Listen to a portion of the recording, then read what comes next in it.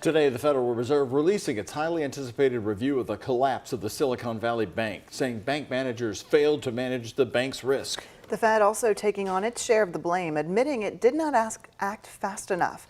ABC's Alexis Christoforous has more on what went wrong. The Federal Reserve admitting it failed to anticipate and prevent the second biggest bank failure in U.S. history. The Fed's internal review finding the Fed did not fully appreciate the risks from Silicon Valley Bank's rapid growth and did not take sufficient steps to ensure the bank fixed its problems.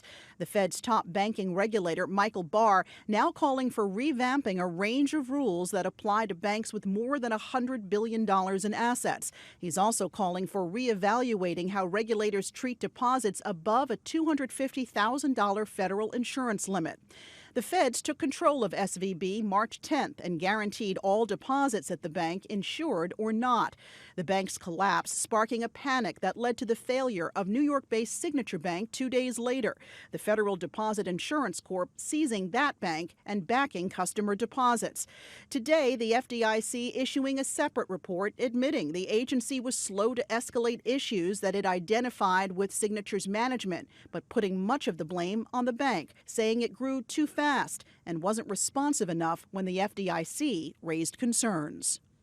6 weeks after those two bank failures, there are still concerns. First Republic Bank this week said customers withdrew more than $100 billion from the regional lender last month, and concerns are growing that the bank will either have to find a buyer or be taken over by the FDIC. Alexis Christoforous, ABC News, New York.